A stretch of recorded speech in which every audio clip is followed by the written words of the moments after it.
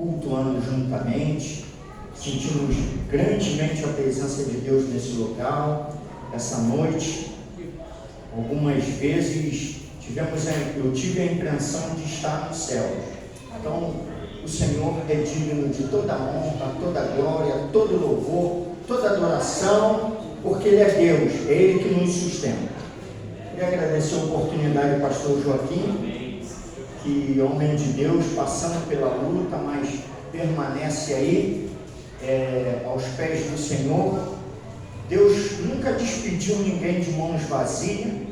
A gente às vezes não sabe o que Deus vai fazer, mas sabe que Ele vai fazer, né? Um grande abraço também para o pastor Zenildo, já considero amigo do pastor Zenildo, toda a família do pastor Joaquim, o pastor Elcio, que está aqui também, é um homem de Deus também. Isso aí, Jonatas, não vou falar muito porque senão não tem pregação, vou ficar aqui falando dia e noite a respeito dele. Um dia, quando o Jonatas era pequeno, uma dona me perguntou o que eu achava, como eu via o Jonatas. Eu falei, ele é a pessoa que eu queria ser. Então, não preciso falar muito, né? E esse povo abençoado, um povo pentecostal, um povo temente a Deus, daí saiu virtude para o meu coração nessa noite, saiu muita virtude daí, e me alegro estar junto com os irmãos, cultuando nessa noite, né? E gostaria de compartilhar uma palavra que se encontra no Evangelho de João. Na realidade, o Evangelho é de Jesus, mas João foi inspirado a escrever esse Evangelho. O capítulo é o 21.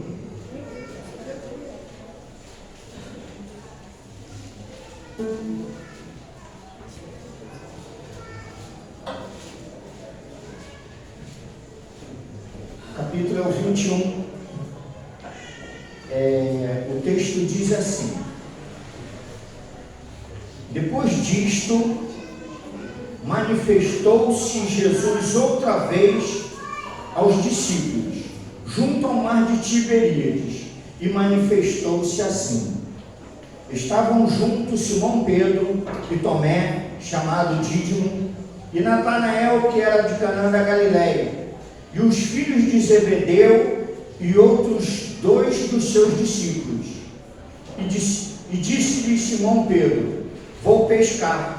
Disseram eles: também nós vamos contigo. E foram e subiram logo para o barco, e naquela noite nada apanharam. Podeis sentar, irmão. Irmãos, determinado dia, eu sou assim, eu tento resolver as minhas coisas, né? E depois eu pego a Bíblia, e era um sábado à noite, eu peguei esse texto aqui, e eu comecei a ler esse texto, de maneira que nesse texto, pastor, eu dobrei a noite lendo ele, esse texto aqui. Mas o que me chamou a atenção nesse texto, bem conhecido pelos irmãos, é que na minha versão, João Ferreira de Almeida, revista corrigida, ele diz que no primeiro versículo, ele diz que depois disso manifestou-se Jesus outra vez aos discípulos, junto ao mar de Tiberíades, e ele diz novamente que manifestou-se assim. Eu fiquei pensando como que foi cair no canão bíblico essa palavra manifestou-se 2 vezes. Eu sei que Jesus se manifestando, acontece coisas extraordinárias. Em determinado dia, Jesus chega à casa de Lázaro. Lázaro já morto 4 dias. E Jesus, quando chega ali, a manifestação do Senhor Jesus, Lázaro já fedendo, já cheirando mal, já se decompondo, Lázaro sai daquele túmulo. E eu sei como as ataduras de Lázaro saem. Jesus se manifesta outra vez na cidade de Naim. Vem uma multidão andando, chorando a morte de uma criança, e aquela viúva vem à frente do cortejo fúnebre. Mas aquela multidão que vem andando, ela se encontra com a multidão que vem em Jesus.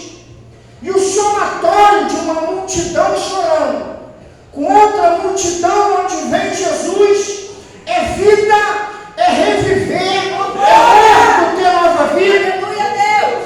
Aleluia, Jesus. Jesus se manifestou, como foi dito aqui, na cruz do Calvário, quando todos achavam que estavam perdidos. A esperança era Jesus de criar um novo Israel, de ser um segundo Moisés e de trazer libertação para aquele povo. Mas eles não sabiam que Jesus veio trazer uma libertação interna, não externa. Porque um homem liberto internamente, ele é feliz, ele tem acesso a Deus, não há barreiras, não há cadeia que o prende mais. Nós sabemos que se Jesus se manifestar, algo diferente acontece. Milagre está por vir. E Jesus, naquela cruz do Calvário, Jesus diz que está consumado. Quando Jesus diz isso, o véu do templo é rasgado. Agora o homem tem acesso a Deus. Agora não existe mais dificuldade.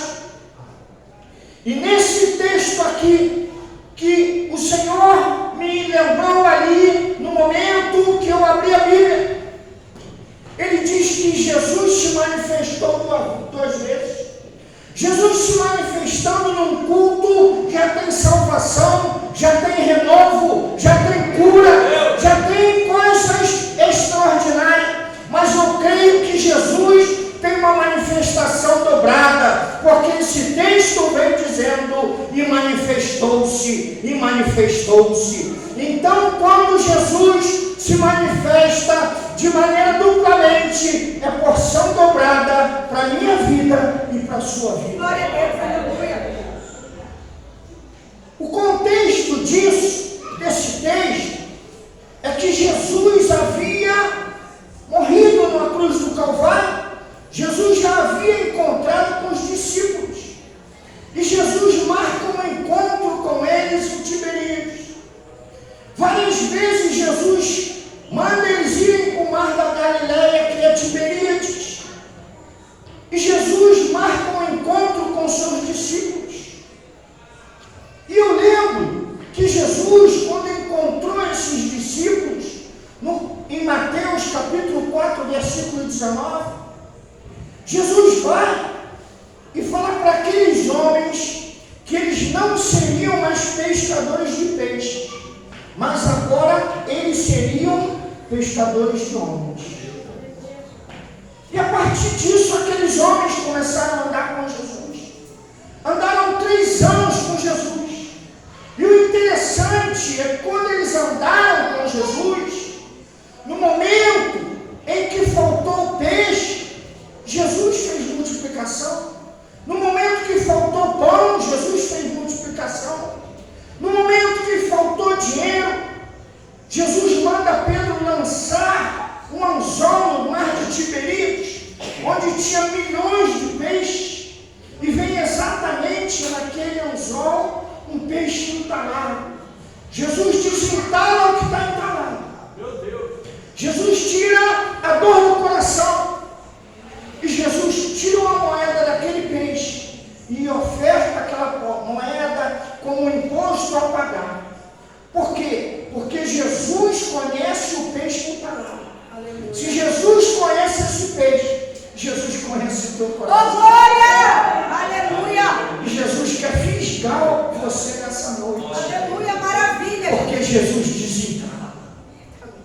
Pastor, a palavra de Deus diz que o choro dura uma noite, mas a alegria vem pelo amanhecer. Nós não sabemos o que Deus quer fazer, mas sabemos que Deus sempre faz, porque Ele é Deus. E Ele disse: eis que estou convosco todos os dias até a consumação dos séculos. Ele nos enviou o Paracleto. E aqueles homens ali, eles estavam esperando Jesus, porque Jesus queria ensinar em Tiberíades o Ide, e eles estavam esperando ali. Só que Pedro era um homem sanguíneo, impulsivo, e Pedro estava ali com aqueles discípulos, e Pedro toma uma decisão ao invés de esperar Jesus. Ele disse: eu vou pescar. Ou seja, a função de pescador Jesus já havia tirado dele. E a Bíblia diz que Tomé e outros discípulos falaram: nós vamos contigo também. E eles partem para o mar, atrás do peixe. Eles eram pescadores, eles sabiam quando o mar estava dando peixe ou quando não estava. E eles olham para o mar, eles entendem que naquele mar havia peixe. Juntando com a fome que eles estavam, com a necessidade que eles tinham, eles decidiram ir para o mar. Aleluia. E a Bíblia Sagrada diz que eles pegaram um barco, foram para o mar, alto mar. Esse mar aqui de Tiberíades era um local que tinha muito peixe, como eu já disse. Milhares de peixes tinham ali. E eles foram e decidiram jogar na rede para pegar peixe. E na minha opinião, irmãos, conjecturando, na minha opinião, quando eles chegam no mar, Jesus chega na praia. Agora, Jesus. Quando eles saem do mar para ir buscar Jesus, Jesus chega na praia onde havia marcado o encontro com eles. E eu tirei uma lição quando eu li esse texto. Nós não devemos tomar decisões precipitadas.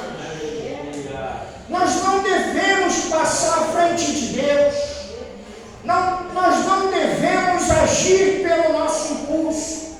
Nós temos um Deus que nos orienta, nos aconselha, nos mostra a direção. Não tome decisão precipitada na tua vida.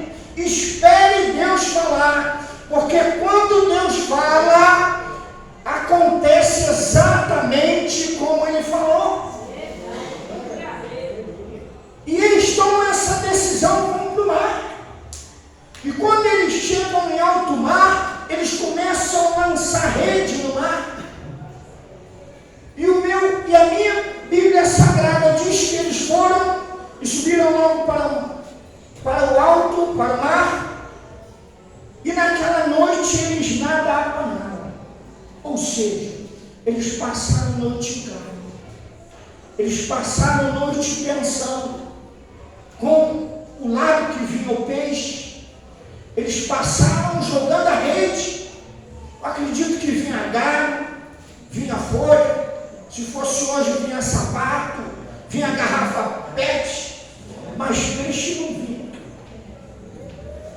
E às vezes a gente vai buscar algo de Deus e a gente vai precipitadamente e a gente não consegue a vitória de Deus. E a Bíblia Sagrada diz que quando chegou amanhã, eles voltam exaustos para a praia. Eles voltando exaustos para a praia, eles olham de longe e vêem um homem lá. A minha Bíblia diz que, sendo já manhã, Jesus se apresentou na praia, mas os discípulos não conheceram que era Jesus. E disse-lhe, pois, e Jesus grita para eles de longe, diz: filhos, tendes alguma coisa a comer? Ele diz: não.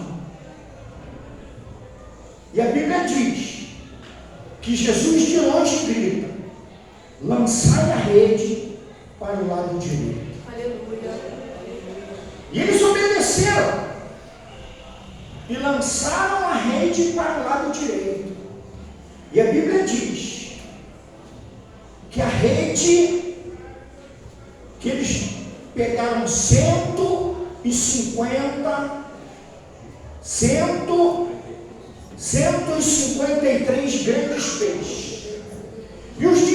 discípulos, principalmente João que escreve o texto, ele se espanta, que ele diz 153 grandes peixes e a rede não se rompia. Ou seja, eu te faço uma pergunta: o que é um grande peixe? Que foi algo que eu me questionei quando eu li esse texto.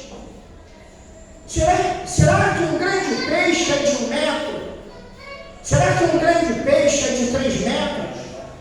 Será que um grande peixe é de 15 metros? Qual foi o peixe que engoliu Jonas? O grande peixe é do tamanho da tua fé, meu irmão, minha irmã. Eita glória! E a Bíblia diz que eram 153 grandes peixes e a rede não se rompia, ou seja, a rede esticava. E esses homens, partiram e viram que era Jesus. Porque para acontecer coisas assim, só pode o Filho de Deus estar envolvido. Eu não sei o que Deus te prometeu. Eu não sei o que vem após essa noite, como eu disse. O choro dura uma noite, mas a alegria vem pelo amanhecer. Eita glória, aleluia! Eu não sei tua luta, eu não sei tua prova, eu não sei tua dor, mas eu quero te dizer que Jesus está na praia te esperando. E Ele sabe o que você precisa. Glória a Deus, aleluia, Jesus! Aleluia! E a minha Bíblia Sagrada diz aqui que o discípulo a quem Jesus amava disse a Pedro: é o Senhor. E quem é o discípulo que Jesus amava? Era João. Mas quem é o discípulo que Jesus ama hoje? É você. É você. Ele foi à praia por causa de você. Quando o homem não vê, Jesus vê. Quando o homem não enxerga, Jesus enxerga. Quando o homem não pode, Jesus pode. Quando o homem não socorre, Jesus socorre. Eita! Quando o homem não pode, Jesus pode. Porque Ele é Deus. Eu estava ali lendo um texto que se encontra em Gênesis capítulo 15. Que Abraão está triste e o Senhor aparece a ele e diz: Abraão, eu sou teu escudo e tua fortaleza. Ou seja, e Abraão diz logo: Senhor, o que has de me dar? Porque eu ando sem filho e o mordomo da minha casa é o Damasceno Eliezer. Deus sabia que Abraão estava triste. Por quê? Porque ele queria ter um filho. E ele diz para Deus que ele andava sem filho. Mas Deus disse para ele que é o escudo dele e a fortaleza dele.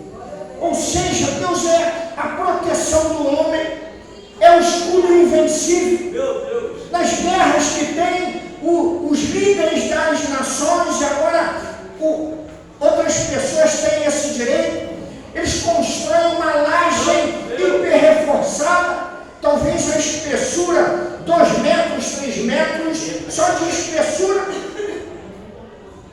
E vem aquele foguete, vem um míssil, bate ali e aquela laje não se quebra. Jesus é teu escudo assim, meu irmão, minha irmã. Jesus é tua fortaleza. E Abraão diz: Senhor, eu não tenho filho. E Deus diz: não, Abraão, o filho vai sair de dentro de você, é do teu interior. Quem tem o Espírito Santo de Deus gera as coisas. Começa a gerar. Eu não sei o que você está gerando. Eu não sei o que o pastor Joaquim está gerando.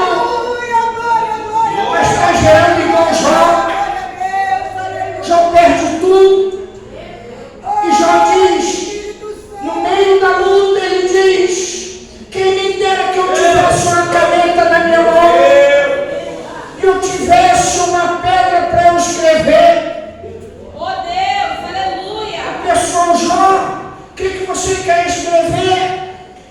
escrever que o meu Redentor vive e que por fim ele levantará sobre a terra.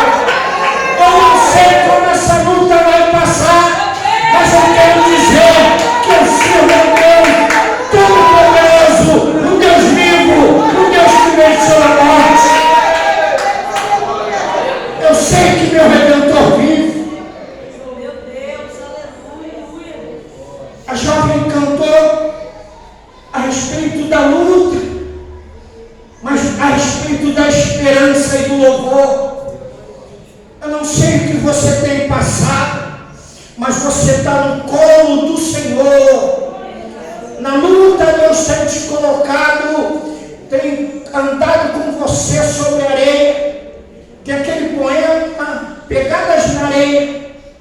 E o homem, no momento mais difícil, ele dizia: Deus andava do meu lado porque eu via 4 pés andando no chão.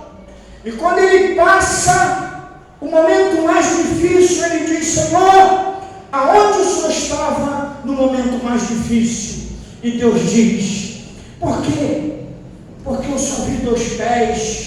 E Deus diz: meu filho, eu andava com você no meu colo. Glória a Deus, aleluia. Você estava no meu colo. É a graça de Deus na minha vida. Oh, aleluia. É a graça de Deus na tua vida, meu irmão. Quando a gente acha que não tem mais condição, Deus continua fiel na nossa vida. Oh, aleluia. Eita, Deus é Deus. Deus é poderoso. Voltando para o texto. E eles viram que era o Senhor. E eles partiram. Quando eles olham para a praia, está lá Jesus. O que eles foram buscar, irmãos, naquele mar? Eles foram buscar peixe. Eles olham para Jesus. Jesus tinha peixe. Jesus já tinha o que eles queriam. Aleluia. O peixe simboliza a alma que ganharemos, é o alimento também e a provisão para eles matarem a fome. Glória a Deus, aleluia. Eles olham direito para Jesus. Jesus não tinha só peixe. Os irmãos vão ler aqui no texto. Jesus tinha pão também. Sabe por quê? Porque ele é o pão da vida. Glória a Deus, aleluia. Quem comer desse pão nunca mais terá fome. Jesus tinha o pão. Irmãos, no dia que eu me converti, ou seja, no mês que eu me converti, eu fui me batizar. Aí, pastor, eu dormi. Quando eu durante o sono, eu sonhei que eu ia andando assim, um barranco aqui de barro, outro barranco de barro, e eu andando com um pão que parecia uma broa no meu braço. E eu via homens caídos ali, só pele e osso, igual a gente vê na África. E aqueles homens esticavam a mão para mim, gemendo, me pedindo aquele pão. E eu não entendia. Eu senti um certo nojo no sonho daqueles homens. Mas depois eu entendi que eu tinha que compartilhar aquele pão com aqueles homens. E eu acordei, eu fui na casa daquele irmão pentecostal, que a gente ria dele, porque ele andava de manga comprida, calça comprida, ele era branquinho. E eu falei: o que foi isso desse sonho? Eu não entendi, mas está me perturbando. Ele disse: é que você vai ter que distribuir o pão. Eita, glória a Deus! Esse pão que Jesus tinha, esse pão que dá vida, esse pão que sustenta, esse pão que transforma, que esse pão é ele mesmo. Jesus já tinha pão, Jesus já tinha peixe, irmãos. E Jesus tinha brasa também. Aleluia. A brasa significa o Espírito Santo, Glória a o Deus. fogo que queima o pecado. Quando Israel, Ananias e Azarias entram naquela fornalha, ou Mesaque e Sadraque e Abednego, lançaram eles, quem lançou se queimou, e aqueles homens caíram na fornalha. E alguém diz: rei, o senhor mandou lançar 3 homens, 3 judeus, mas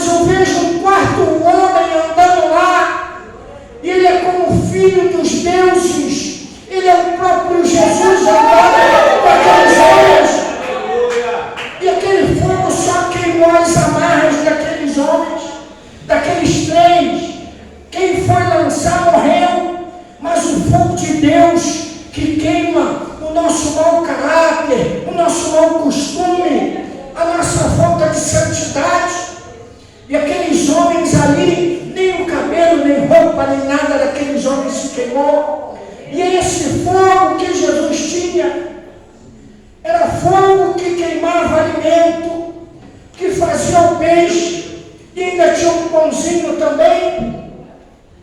Jesus trouxe o que o homem precisava. Aleluia, Jesus. Eu não sei o que você veio buscar essa noite, mas talvez você podia chamar o que você veio buscar de peixe, mas agora você já não tem um peixe. Jesus tem 153 grandes peixes para você, e a rede não vai se rasgar, porque a bênção de Deus ela é eterna. A bênção de Deus não tem limite. E esses homens chegam na praia, e Jesus faz uma pergunta, que aí eu explico por que eu não dormi. Porque Jesus faz uma pergunta. Se for King James, ele fala: vinde comer. Mas na minha versão, Jesus disse: vinde jantar. Eu não entendi.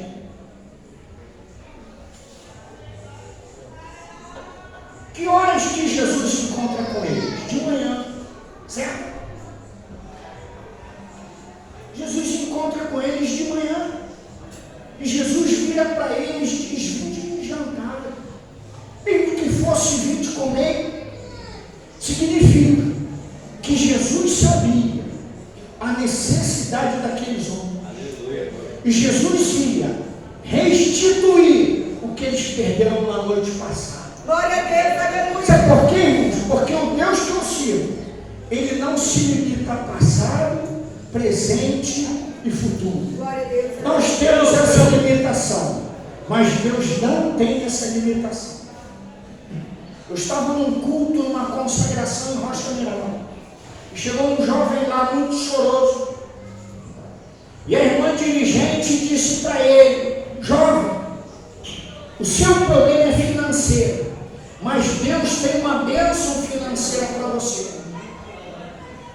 E passaram o tempo. Depois de uns meses eu voltei naquela consagração, e o jovem estava ali. E o jovem testemunhou que ele não sabia que ele tinha uma herança para receber. E um parente dele de outro estado morreu e deixou uma herança para aquele jovem, que ele passou a ter uma condição financeira que ele não esperava. Sabe por quê? Porque Deus não tem essa limitação de passado, presente e futuro. Deus pode mudar o passado agora para poder te dar bênção. Então, o que Deus quer falar para você nessa noite: vinde jantar, porque Deus vai restituir tudo aquilo que você perdeu. Não passe à frente de Deus. Não se desespere. Espere Deus para ir juntinho contigo. Porque se Deus for contigo, mar vermelho vai se abrir, muralha de Jericó vai cair, inimigo vai bater em retirada, e Deus vai te abençoar. Fique na tua posição. Espere Deus trabalhar, porque no trabalhar de Deus às vezes dói, às vezes questionamos, mas Ele é Deus e Ele te ama. Ele não te salvou em vão, porque Ele tem um propósito na tua vida. Se coloque de pé. Gostaria de fazer uma oração.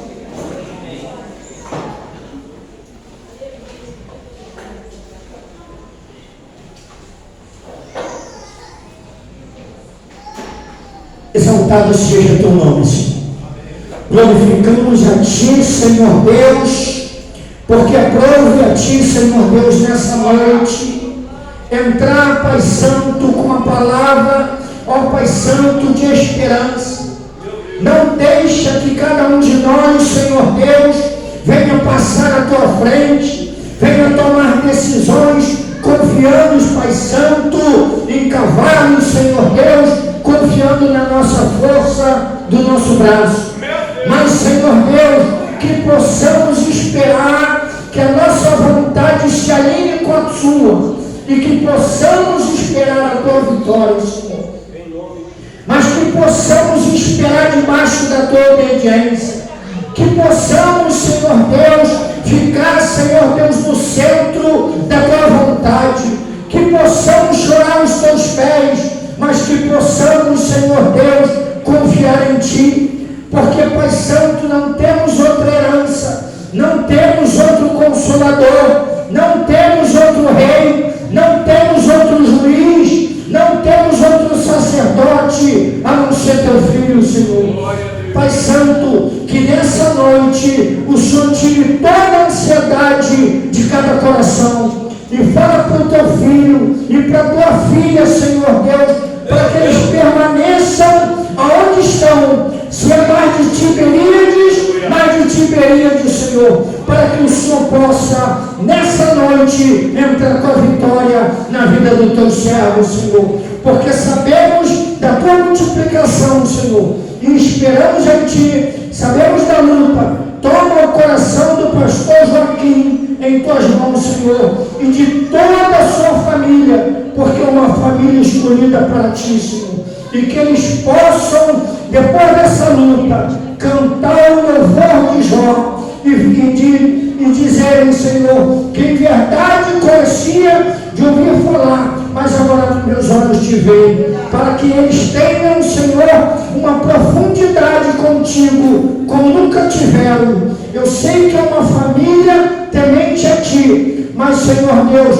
que o Senhor abra, Pai Santo, a cortina do céu e revele tudo para essa família, Senhor, e que essa dor passe rápido, Senhor, para que teus filhos e tuas filhas, Senhor, possam respirar, glorificando o teu nome, em nome de Jesus. Amém.